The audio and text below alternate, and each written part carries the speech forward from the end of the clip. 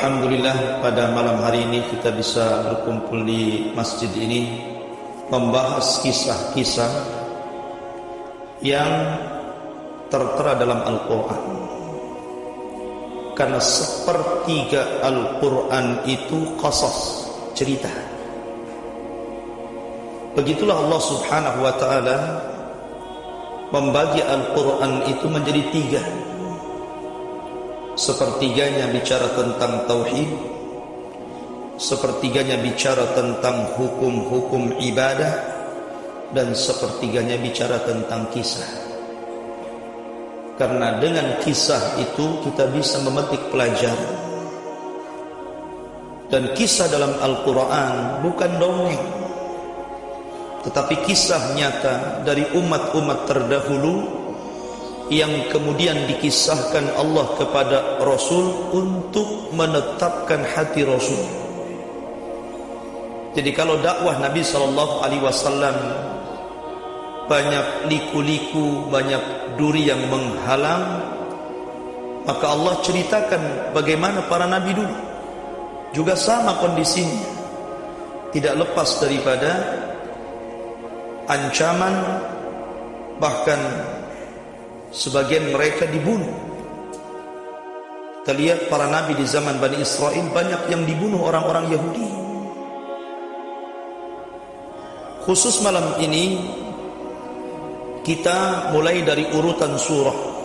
Kita ambil dari surah pertama setelah Al-Fatihah, Al-Baqarah. Di dalam surah Al-Baqarah ada satu kisah yang sangat menarik untuk kita kisahkan. Cerita ini dikenal dengan cerita Talut dan Jalut. Disebutkan di dalam surah Al-Baqarah, tepatnya ayat 209 sampai 252. Allah Subhanahu wa taala menceritakan kisah yang luar biasa dari kisah-kisah Bani Israel. Sebelum saya mengkisahkan dan membacakan ayatnya, saya ingin memberikan muqaddimah biar nyambung ke ceritanya dulu. Dahulu kita tahu bahwa Bani Israel itu diselamatkan dari perbudakan Fir'aun oleh Nabi Musa alaihi salatu wassalam dan dibawa ke Palestina. Walaupun yang membawa masuk ke Palestina adalah Yusha bin Nun, karena Musa meninggal duluan di bumi yang Allah Subhanahu wa ta'ala berikan kebingungan kepada Bani Israel karena ulah mereka sendiri bermaksiat kepada Allah dan Rasulnya. Tapi kemudian Yusha bin Nun berhasil memasukkan Bani Israel ke Baitul Maqdis. Lah kita tahu bahwa setelah meninggalnya Yusha bin Nun, kemudian Bani Israel ini masih berada di atas agama yang hak, akidah yang lurus. Tapi berjalannya waktu biasa, ketika mereka jauh dari para nabi, jauh daripada ulama, maka kondisinya tentu akan lebih buruk daripada sebelumnya. Dari situlah ikhwatu fiddin yang dimuliakan Allah Subhanahu wa taala, akhirnya Allah Subhanahu wa taala kemudian menguji mereka.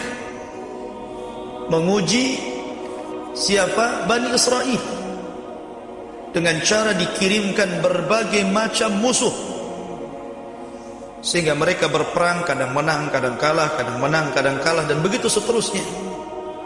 Sampai pada akhirnya kemudian mereka Bani Israel dikalahkan. Bahkan sebagian mereka ada yang kemudian diperbudak, sebagian mereka lari, sebagian mereka tersiksa hidupnya karena Allah berikan bencana kepada mereka karena jauhnya mereka dari agama. Sampai suatu ketika Bani Israel ini sudah lama tidak diutus kepada mereka nabi, sehingga mereka dalam kegelapan. Dari sini kemudian Bani Israel akhirnya berdoa kepada Allah untuk dikirim kepada mereka nabi. Kita tahu bahwa Nabi Ya'qub itu melahirkan 12 keturunan. Dari 12 keturunan ini maka menjadi 12 kabilah yang sangat besar yang disebut dengan Bani Israel. Lah dari 12 kabilah ini ada keturunan Nabi Yakub itu yang khusus keturunannya menjadi para nabi saja. Dan itu dari keturunan putra Yakub namanya Lawa. Di sana ada Yahuda, ada Lawa, ada Binyamin, ada Nabi Yusuf. Itu nama-nama putra Yakub. 12 semuanya. Lah dari keturunan putra Yakub namanya Lawa. Ini seluruh keturunannya Allah takdirkan jadi nabi. Jadi seluruh nabi Bani Israel itu keturunan dari kabilah Lawa ini. Tetapi dari kabilah Yahuda, putranya Yakub juga, itu Allah takdirkan keturunannya jadi raja. Jadi satu keturunan melahirkan para nabi, satu keturunan melahirkan para raja. Begitulah Allah takdirkan kepada Bani Israel. Sehingga ketika lama tidak diutus kepada mereka nabi, mereka berada di atas kegelapan, maka Bani Israel berusaha untuk mencari keturunan Lawa ini. Mudah-mudahan masih ada dan Allah masih berkenan untuk mengangkat dari keturunan ini seorang nabi. Akhirnya kemudian mereka mendapatkan seorang wanita dari keturunan Lawa yang sedang hamil. Dan dia wanita salihah, wanita yang saleh, ahli ibadah. Maka kemudian setelah tahu wanita ini keturunan Lawa, makanya kemudian mereka mengurung wanita ini. Takut umpamanya dibunuh orang, atau mungkin terkena penyakit dan tidak sempat diobati kemudian mati. Maka dikurung, dirawat biar lahir anaknya. Maka kemudian ibunya ini berdoa kepada Allah Subhanahu wa ta'ala agar anaknya ini kelak lahir menjadi seorang nabi untuk mengarahkan Bani Israel. Karena dia seorang wanita salehah, Allah ijabah doanya. Dan ini juga pelajaran bagi ibu-ibu ya. Ibu-ibu kalau sedang hamil, jangan macam-macam. Berdoa kepada Allah Subhanahu wa ta'ala supaya anaknya menjadi anak yang saleh, anak yang salehah gitu kan. Dan itu wasilah gitu, tidak masalah. Karena doa itu bisa mengabulkan siapapun orang-orang yang berdoa, karena Allah mendengar doa kita. Apalagi dipanjatkan orang saleh dan salehah. Kemudian lahirlah dari wanita ini seorang nabi, namanya Nabi Samuel, atau juga Nabi Sam'un, kurang lebih namanya, tapi ma'ruf Samuel. Artinya Samuel itu bayi yang lahir karena doa seorang ibu. Lah Nabi Samuel ini kemudian diangkat oleh Allah menjadi nabi dan mengarahkan Bani Israel. Karena sudah lama tidak diutus kepada mereka nabi, maka ketika diutus kepada mereka Nabi Samuel, maka Bani Israel ini mulai patuh kepada nabinya. Patuh kepada nabinya karena memang posisi mereka tertindas masalahnya. Mereka diperbudak oleh kaum Amalikah. Perbudak. Lah kaum Amalikah ini adalah kaum yang membantai Bani Israel, di mana ketika itu pimpinan perangnya namanya Jalut. Jalut itu kuat sekali. Bahkan dalam peperangan melawan Bani Israel ini, mereka berhasil mencuri tabut. Tabut itu satu kotak yang dulu dibuat oleh ibunya Nabi Musa. Ketika Musa kecil, maka ibunya membuat kotak. Karena tahun kelahiran Nabi Musa itu di tahun seluruh bayi laki-laki dibunuh, maka ibunya Nabi Musa takut dia dibunuh, kan begitu. Maka dia buatkan kotak. Kata Imam Zamakhsyari bahwa panjangnya kotak itu 3 hasta begini.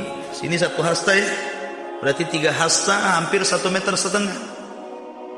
Jadi 1 hasta kali 3 hasta berarti 1,5 meter kali 1,5 meter. Itu kotaknya kecil ya. Disitulah Musa kecil pernah diteletakkan, kemudian hanyut di tengah lautan sampai dibawa ke istana Fir'aun. Lah itu disebut tabut namanya. kotak itu. Ya. Dan di dalam tabut itu ada tongkatnya Nabi Musa. Kemudian ada serpihannya papan-papan Taurat. Karena Taurat kan pecah karena dibanting Nabi Musa ketika marah kepada kaumnya gara-gara menyembah Samiri, patung sapi itu. Di situ ada serpihan Taurat. Kemudian di situ ada baju-bajunya Nabi Musa dan Harun. Ya. Lah tabut ini biasanya digunakan oleh Bani Israel untuk mengambil berkah, tabarruk, mengambil berkah. Jadi setiap Bani Israel itu melakukan peperangan, maka tabut ini akan diletakkan di depan para tentara. Dan apabila mereka melihat tabut, mereka tenang, timbul keberaniannya. Rupanya ketika tentara Jalut dari Amalekah ini menyerang Bani Israel, kalah Bani Israel, diperbudak dan tabutnya dicuri oleh Jalut. Karena tabutnya dicuri oleh Jalut, akhirnya Bani Israel mengalami kegundahan, mengalami ketakutan, mengalami musibah macam-macam. Ya. Disitulah ketika Raja Samuel diutus kepada mereka.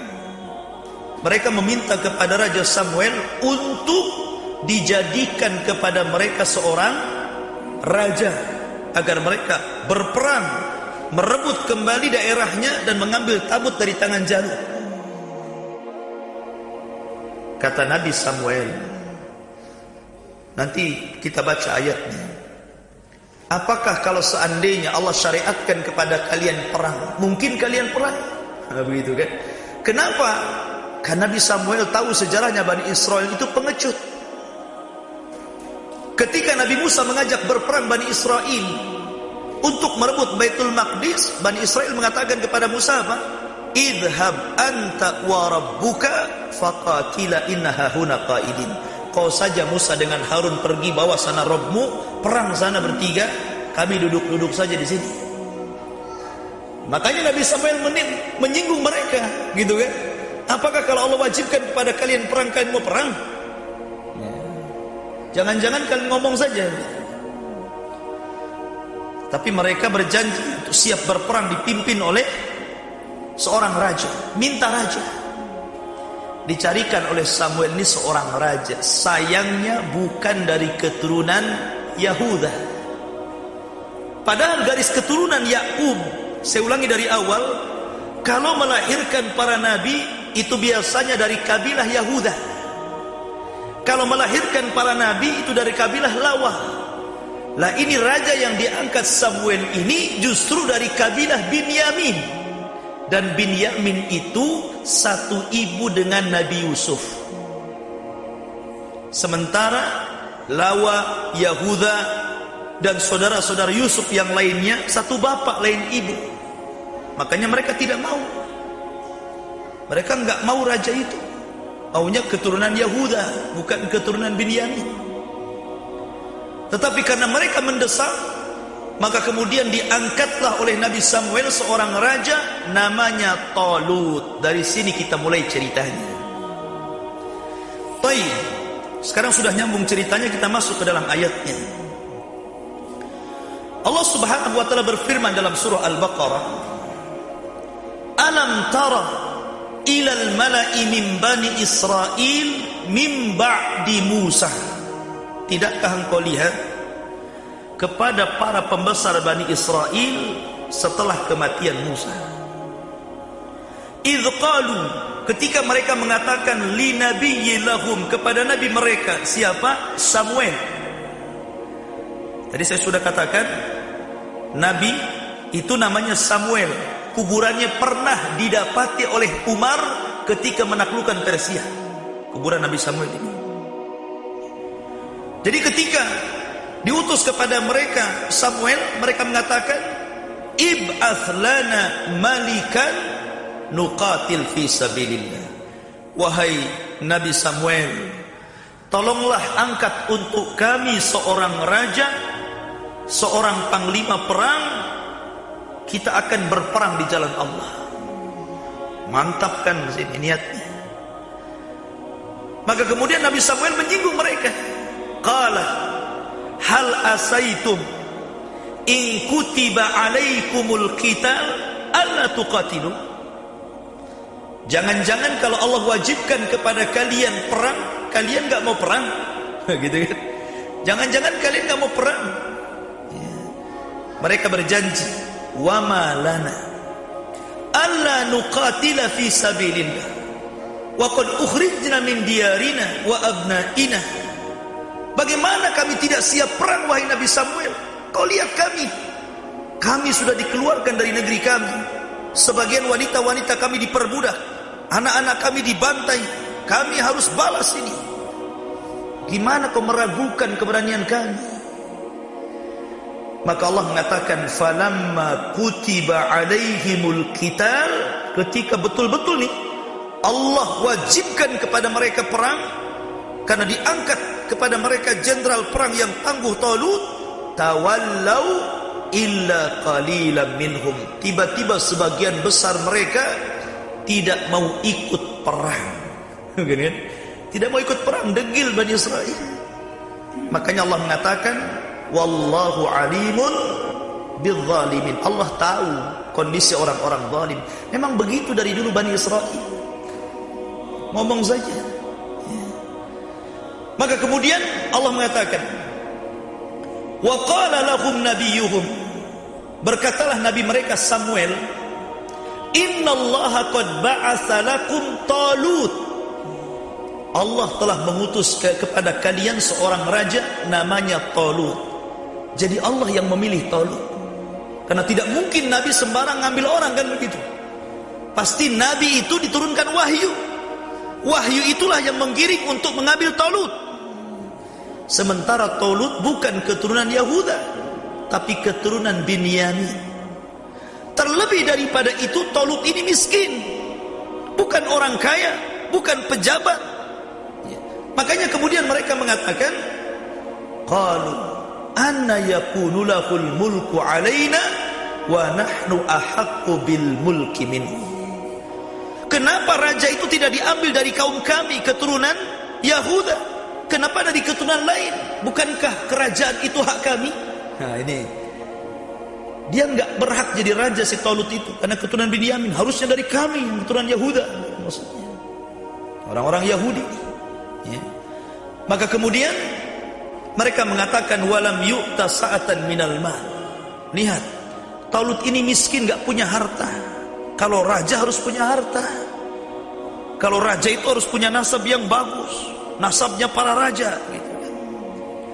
Qala, maka Nabi memperingatkan nih, innallaha astafahu alaikum. Allah yang pilih dia untuk kalian, bukan aku. Bukan, Allah yang pilih dia. Kenapa kalian tawar-tawar? Allah yang pilih dia untuk kalian. Wa zadahu bastatan fil ilmi wal jismi. Bahkan Allah telah berikan kepada Talut, bukan hanya Allah pilih dia, tapi Allah berikan kekuatan ilmu.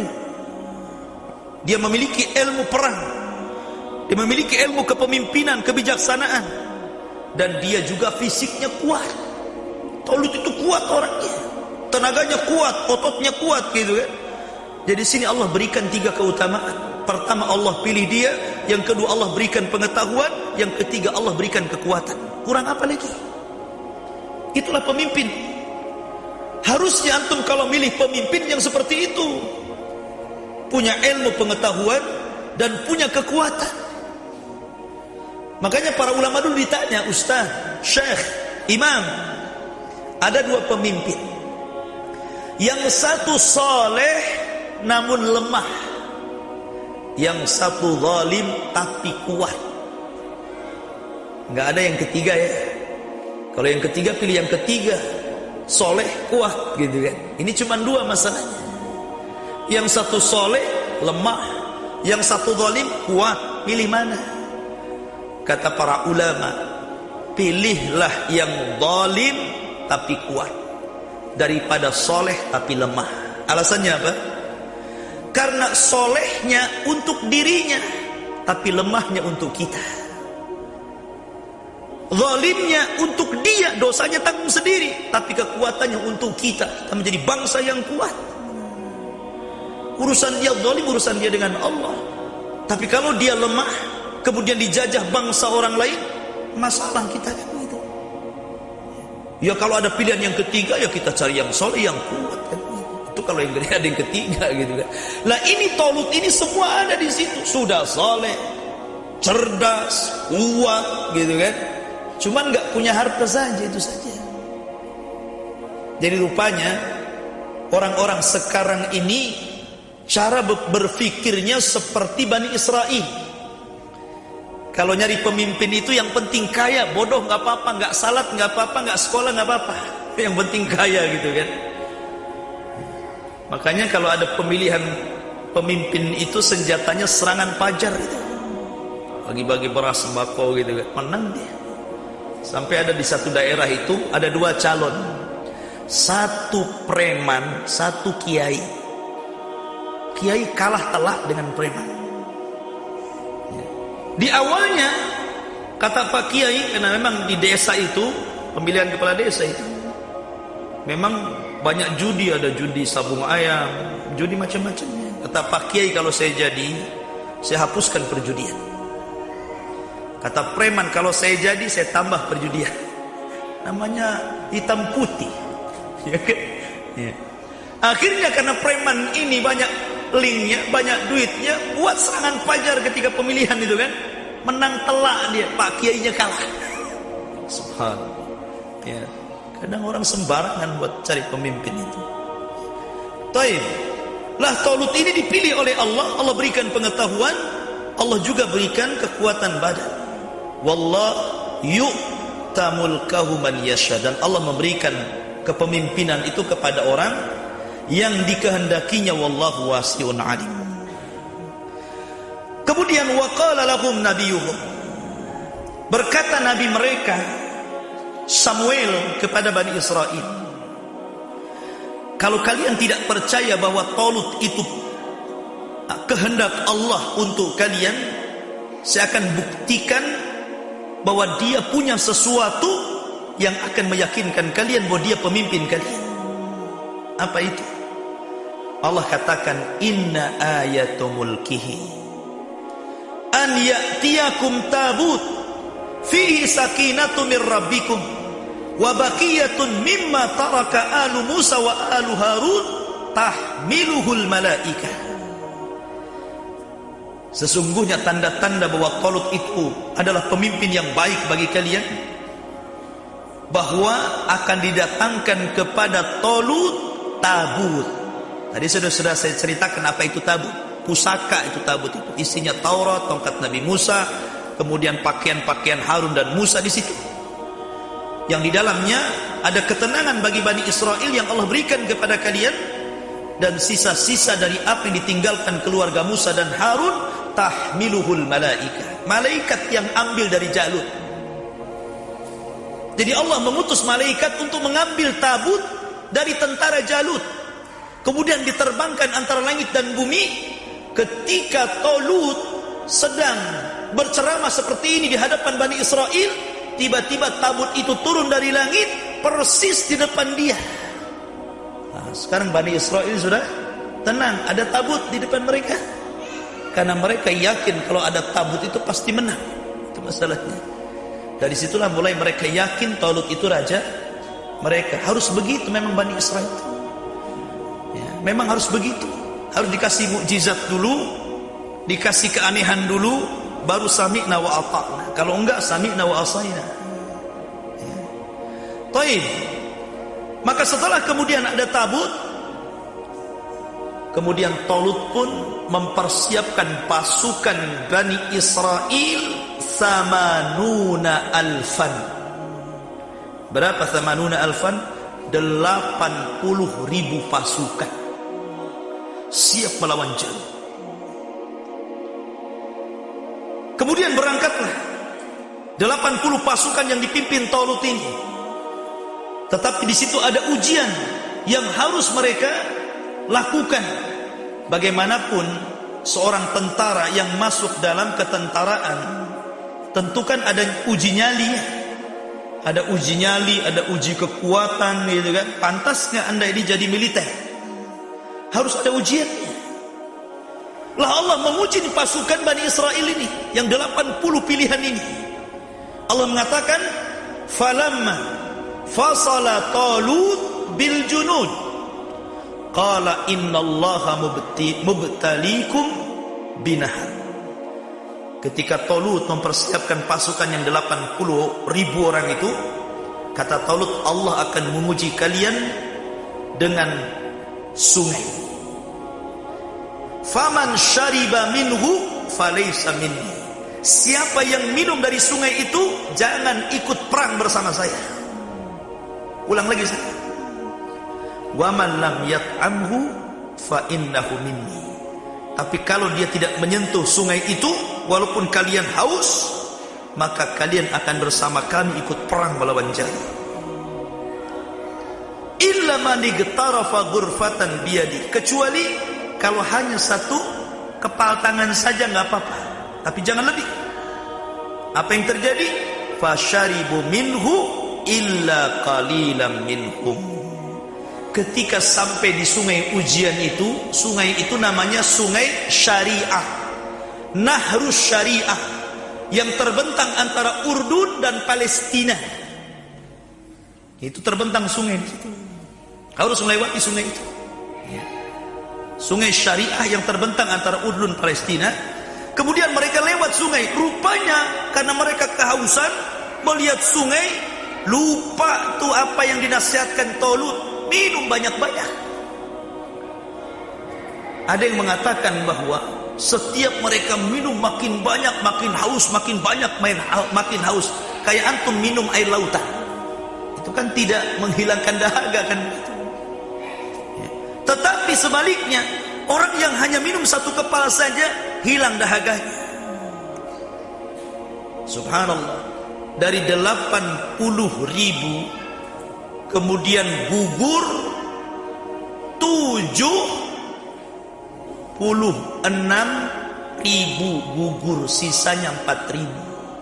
Yang pulang itu 76 pulang lagi. Yang meneruskan peperangan sisanya 4.000. Jauh kan bandingannya. Awalnya 80.000 jadi 4.000 gitu. Sementara Jalut ini jangan dianggap remeh. Itu tentara besar, pemimpin ganas, barbar, primitif, kuat, gitu kan. Lawannya luar biasa. Rupanya sisanya 4.000 saja. Kemudian falamma jawazahu huwa walladzina amanu ma'ah. Ketika yang 4.000 ini berangkat bersama Talut, kemudian mereka melihat tentara Jalut yang begitu besar. Rupanya yang 4.000 ini sebagiannya mengatakan la taqata lana al-yawma bi Jalut wa junuduh. Wah, kuat kali mereka ini. Macam mana saya akan menghadapi mereka? Takut sebagiannya. Akhirnya mundur lagi, sisanya dari 4.000 tinggal 314 orang. 80.000, kemudian mundur 76.000, mundur lagi, sisanya 300 wa arba'ata asyara rajulan. Sisanya cuman 314 tentara, persis seperti jumlah tentara Rasul di perang Badar. Dan itu sebagaimana diriwayatkan bahwa tentara Talut itu sama dengan tentara Rasul di perang Badar, jumlahnya 314 orang.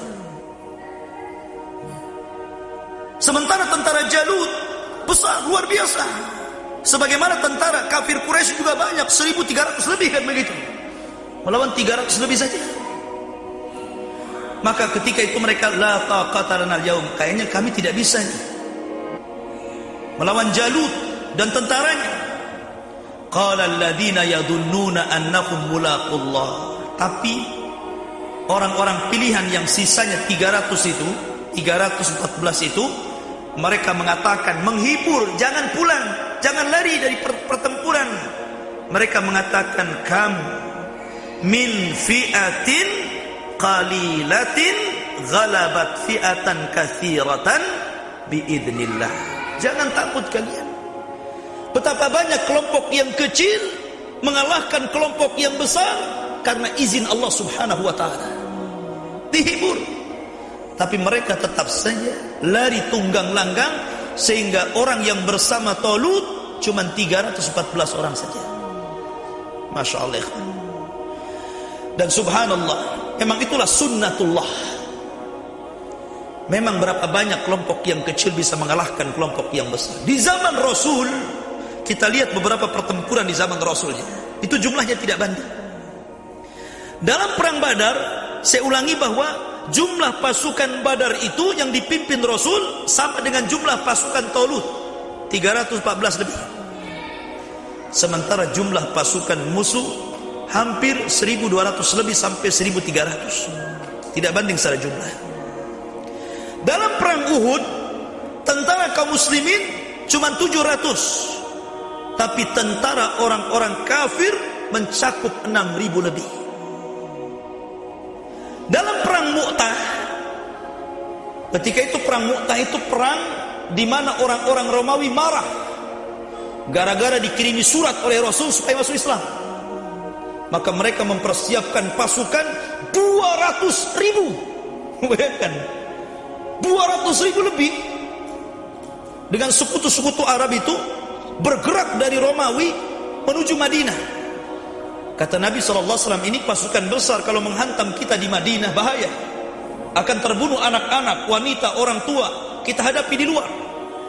Maka Nabi mengutus Zaid untuk memegang benderanya. Zaid, kalau kau mati, serahkan kepada Ja'far. Ja'far, kalau kau mati, serahkan bendera kepada Abdullah bin Rawaha. Berangkat kalian. Dan hanya membawa pasukan 3.000 melawan 200.000 lebih. Di awal pertempuran kalah itu. Zaid meninggal, diambil benderanya Ja'far. Ja'far meninggal, diambil benderanya oleh Abdullah bin Rawaha. Abdullah bin Rawaha meninggal juga. Bingung kaum muslimin. Akhirnya mereka melirik kepada Khalid ibn Walid. Karena Khalid bin Walid itu cerdas, apalagi soal ilmu peperangan. Dibuat macam-macam taktik perang dan Allah takdirkan menang. 3.000 lawan 200 itu menang. 200.000. Sampai orang Romawi heran dan bertanya kepada Khalid, apa sih kunci kemenangan kalian ini? Kata Khalid, nahnu nuhibbul maut kama tuhibbul hayat. Karena kami cinta kematian sebagaimana kalian cinta kehidupan. Ya. Kemudian dalam perang Tabuk, 30.000 kaum muslimin, 40.000 kaum kafirin. Mungkin sedikit nih bedanya ya, 10.000 saja. Tapi lihat dalam perang Khandaq, itu kan perang Khandaq itu gabungan loh. Orang musyrik bergabung dengan orang Yahudi, bergabung dengan orang-orang munafik, sehingga kaum muslimin yang dikepung itu jumlahnya 3.000, sementara yang mengepung jumlahnya 10.000. Jadi kalau kita melihat peperangan Nabi SAW, dan hampir secara umum dimenangkan kaum muslimin, walaupun mereka kecil pasukannya, tapi Allah sudah mengatakan, kam min fi'atin qalilatin ghalabat fi'atan katsiratan biidznillah. Berapa banyak kelompok yang kecil melawan kelompok yang besar menang. Bahkan di akhir zaman juga sama. Ketika terjadi Malhamatul Kubra, ketika sebelum terjadi Malhamatul Kubra, kaum muslimin akan berperang dengan orang-orang Nasrani. Dan ketika itu tentara Romawi adalah tentara terbanyak sedunia jumlahnya. Dan tentara kaum muslimin tidak tanya. Tapi karena tentara kaum muslimin punya kekuatan yang luar biasa yang tidak dimiliki orang kafir dari segi keberanian, makanya mereka tidak sanggup melawan kaum muslimin, berakhir dengan perjanjian damai, kemudian menyerbu orang-orang selain mereka dari benua Asia. Setelah itu terjadi pembatalan perjanjian, barulah kemudian terjadi Malhamatul Kubra, perang besar. Armageddon, apa namanya perang itu? Ya. Taib. Lah ketika Talut ini tentaranya tinggal 314 orang melawan ratusan ribu tentara Jalut, ikhwan. Kebiasaan perang dulu itu beda dengan perang sekarang. Zaman dulu kalau sebelum perang itu ada namanya perang tanding dulu. Jadi tidak langsung serbu, tidak. Mana jagoan kalian? Nih jagoan saya. Jadi suruh gulat dulu tuh sampai mati. Ya. Akhirnya kemudian waktu itu Jalut sesumbang.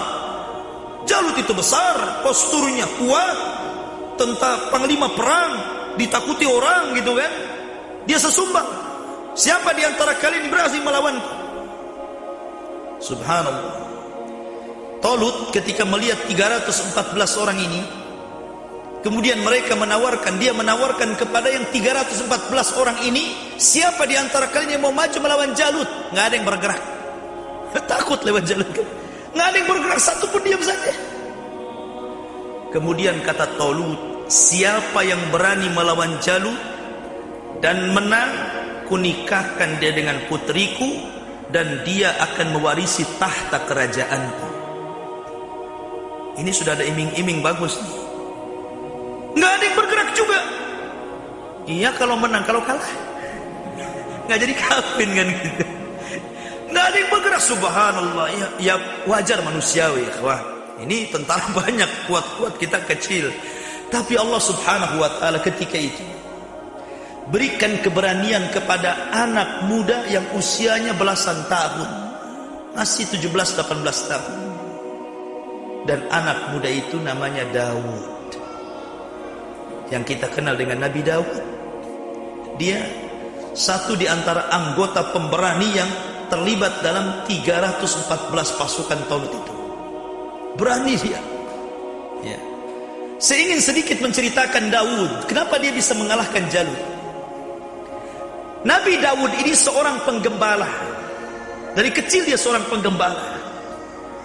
Nabi juga sama penggembala, karena tidak ada nabi kecuali dia pernah menggembala kambing.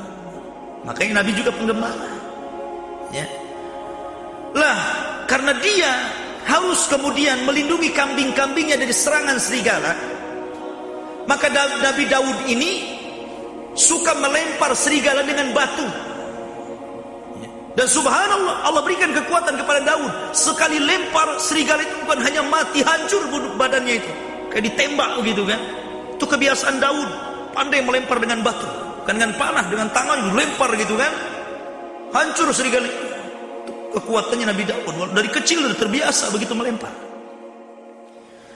Makanya ketika kemudian Nabi Daud alaihi salatu wassalam maju, Jalut menganggap remeh gitu kan. Kenapa anak kecil yang didatangkan lawan saya gitu kan. Lah ketika itu Nabi Daud membawa 5 batu, diletakkan di pesaknya. Itu senjatanya dia, tukang lempar, ya kan? Ya. Akhirnya ketika Nabi Daud maju, nggak disia-siakan kesempatan, dilempar batunya itu, kena kepalanya hancur, mati. Jadi sebentar aja kelainya itu dilempar, kena kepalanya mati, langsung disembelih kepalanya di bawah. Wih, pasukan Jalut melihat pemimpinnya mati di tangan Daud, otomatis kan ciut mereka, hilang ininya. Ketika kemudian mereka kebingungan, pemimpinnya mati, disitulah tidak disia-siakan oleh Talut, maka dia menyerbu dengan kekuatan yang sedikit itu. Kam min fi'atin qalilatin ghalabat fi'atan katsiratan biidznillah. Walaupun kelompok kecil bisa mengarahkan kelompok yang besar karena izin Allah. Subhanallah.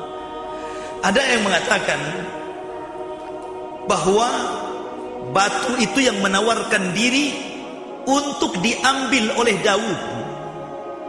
Dan itu salah satu mukjizat ya. Walaupun dia belum diangkat jadi nabi, tapi Nabi Muhammad juga sama, sebelum diangkat sudah banyak keanehan kan. Seperti ketika dia dibawa oleh pamannya Abu Talib ke Syam, tiba-tiba ada awan yang menaungi dia, ada batu yang mengucapkan salam. Katanya seorang rahib yang ketemu di jalan, balikan dia ke Mekah, karena dia seorang nabi.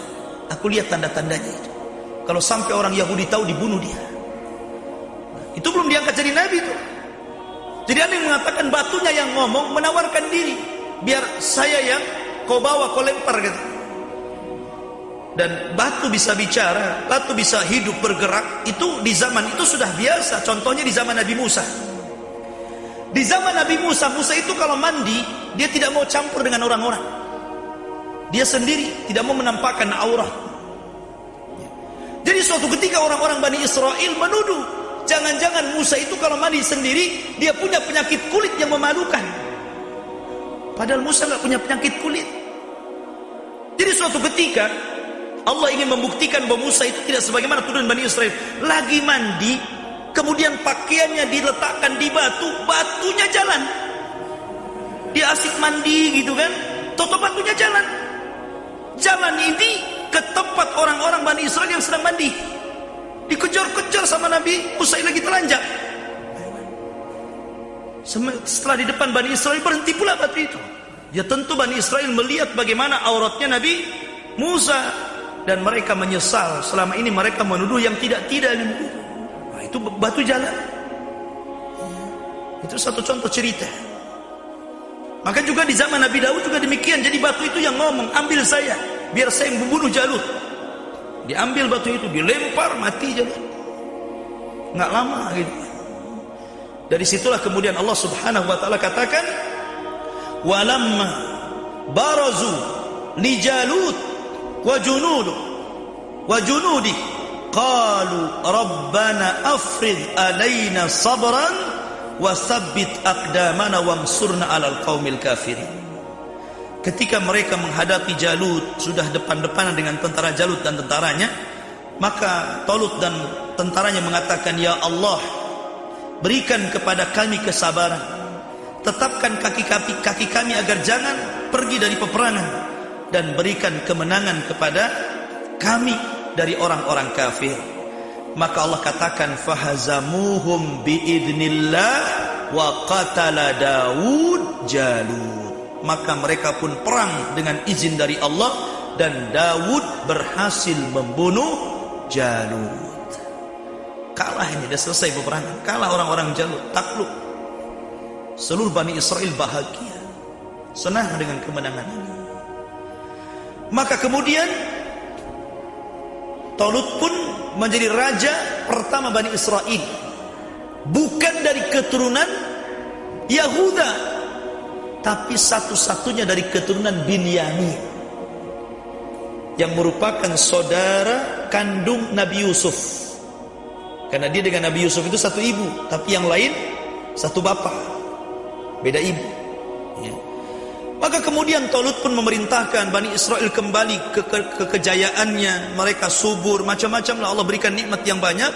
Sampai akhirnya Talut pun janji menikahkan putrinya dengan Daud.